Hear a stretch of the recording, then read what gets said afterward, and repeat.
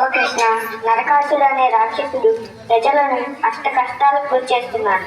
నరకాసుడిని బాధ నుంచి మమ్మల్ని రక్షిస్తున్నాడు. ఓ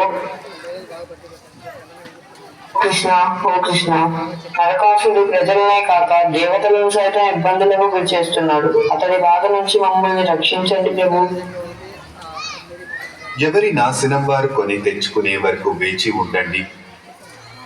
ప్రభు, అటువంటి రాక్షసుని క్షమించడం అంత మంచిది కాదు. మీరు అతన్ని సంహరించని ఎడల నేను సంహరించదను. సత్యభామ నీవా?